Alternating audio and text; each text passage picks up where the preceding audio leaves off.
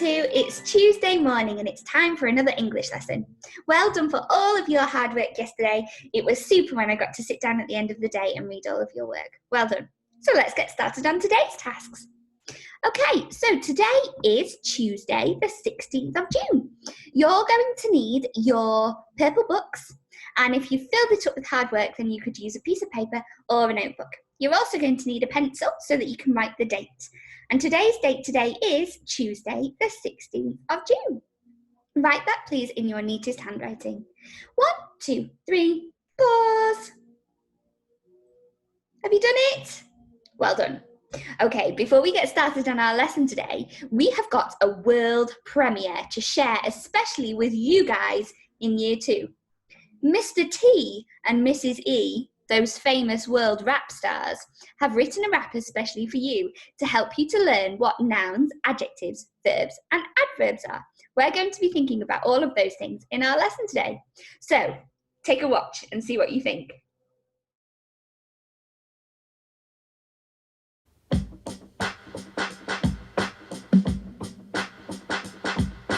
A noun is the name of a person, place, or thing, like Sam in Sheffield with a piece of string. An adjective describes a noun, like a big red smile on a small round cloud. Verbs are doing words. They like to swoop and fly like the birds.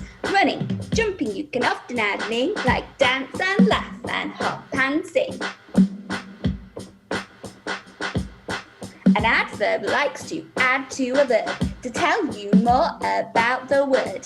It often has an ly at the end, like slowly walk or quickly bend. Oh yeah! What did you think, guys? Hopefully now you'll be able to remember what nouns, adjectives, verbs, and adverbs are, and you'll be able to use them in your sentences today. Right, let's get started. Yesterday, we listened to the story of Willie the Wimp by Anthony Brown. Today, we're going to listen to a story from the same author, but today's story is called Willie the Champ. Have a watch of this video and see if you can think of any similarities or differences between yesterday's story and today's story. Get comfy and let's watch together. Willie the Champ, Anthony Brown.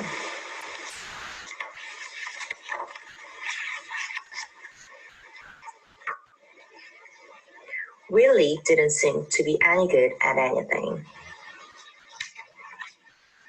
He liked to read and listen to music and walk in the park with his friend Millie. Willie wasn't any good at soccer. He did try. Willie tried bike racing. He really did try. Sometimes Willie walked to the pool.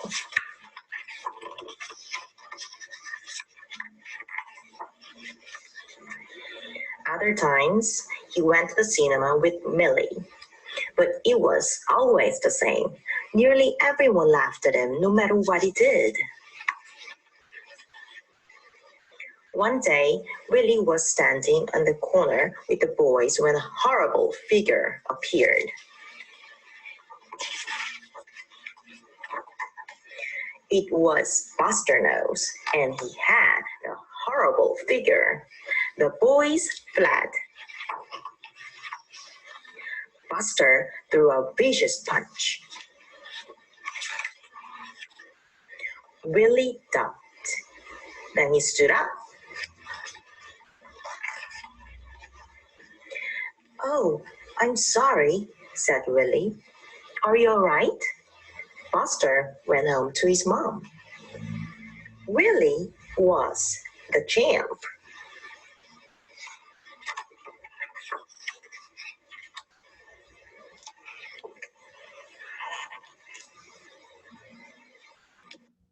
Fantastic. Year 2, what did you think of that story? Did you enjoy it?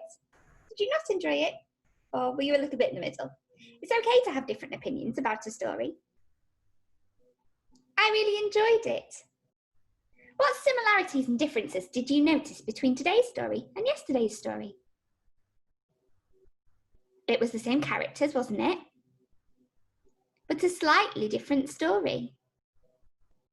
At the beginning of the story, Willie was feeling a little bit rotten, and the gorillas were unkind to him, just like in yesterday's story. But by the end of the story, what had happened? You're right, Willie was the champion. Do you think he really meant to hurt Buster Nose? I think it was an accident. But the other gorillas didn't know that, did they? Okay, so we're going to do some writing today based on the story of Willie the Champ. Some descriptive writing using adjectives and adverbs. And now we've watched Mr. Trotter and Mrs. Elliott's rap style video, we'll know what adjectives and adverbs are. So in our writing, we use adjectives to describe nouns. And often the adjective, the describing word, comes just before a noun, like this. The funny picture. A bright day. Can you shout out an adjective that you could use to describe this noun? Dog. Oh, good one. Yeah, that's a good one too. A hairy dog. A fluffy dog. A spotty dog. There are loads of adjectives that we could choose to describe a dog. Sometimes we can put two adjectives next to each other. And when we have two adjectives next to each other, it's important that we remember to put a comma between them, like this. Some tall, green grass. If we don't use punctuation in our sentences, what happens to them? Yes, you're right. When the reader reads them, they get all squished together. Some tall green grass, instead of some tall green trees. It all gets muddled up in one. I didn't even say the words right. Or we could have a big, strong gorilla. Sometimes in our sentences, the adjectives are further away from the noun. They're not right next to it. For example, the pool was warm and blue. Willie woke up feeling brave and heroic. Can you spot the adjectives in those sentences? Well done. Warm, blue, brave, and heroic. Now, sometimes we can also use adverbs to tell us a little bit more about the adjectives we have used. Remember, an adverb likes to add to a verb to tell us more about the word. They often have an ly at the end, like slowly walk or quickly bend. Here we are. The very funny picture. Here we've got an adverb, an adjective, and a noun, all in one sentence. The very funny picture. A really big, strong gorilla. Oh, wow. Adverb, adjective, adjective, noun. The pool, there's our noun, was extremely warm and amazingly blue. Those adverbs tell us a little bit more about the word. It wasn't just a warm pool, it was extremely warm. Can you see it has the ly at the end? That helps us to know that it might be an adverb. Extremely warm and amazingly blue. Oh, that's such a juicy sentence. Here's your first task today. You are going to write a profile for a character in the story using descriptive sentences. Now let me explain that. This is how you're going to do it. In your books or on paper, draw a picture of one of the characters from the story, either Willie, Millie, or Buster Nose. You can choose. Under the picture, I would like you to describe that character using juicy sentences that have got adverbs, adjectives, and nouns in them. Tell me everything you can about that character so I can imagine them in my head. Remember to put a comma between two adjectives if you need to. And here are some adverbs that you could use if you get stuck. Really, quite, very, extremely, amazingly, incredibly, impressively, and extraordinarily. Oh, that's a good one. I'll be impressed if I see that one in your work. So boys and girls, just to recap, you're going to draw a picture of either Willie, Millie or Buster Nose, and then underneath you're going to write some descriptive sentences to tell me all about the character using those juicy words in your sentences. Have you got that, boys and girls? Okay, I can't wait to read your descriptions and see your illustrations. Ready to get busy? 1, 2, 3, pause. Have you done it? Great, I'm really looking forward to reading those. Okay, on to our next task. Now, this was a really strange picture in the book. I don't know if you remember seeing it, but Willie and Millie walked through the park on one of the pages in the story. And it was really strange. There's so many odd things going on in this picture. Can you spot and point out with your finger any peculiar things that are happening in this park?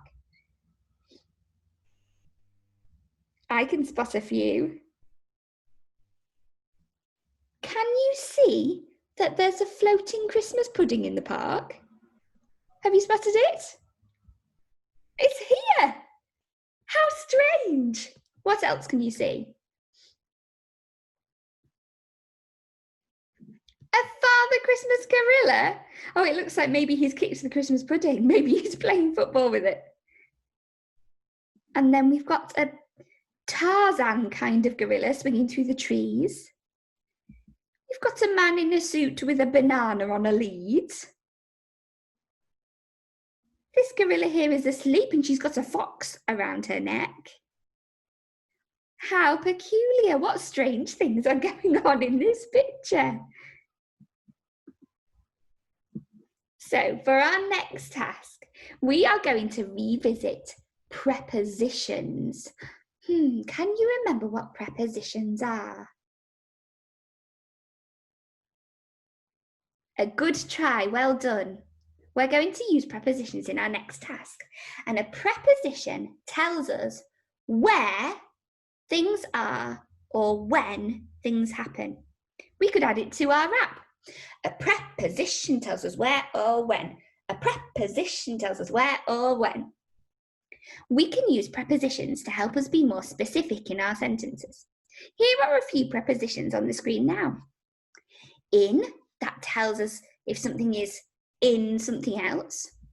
On, under, above, below, inside, next to, between, underneath, beside, through, with, over, behind, in front of, on top of, and from.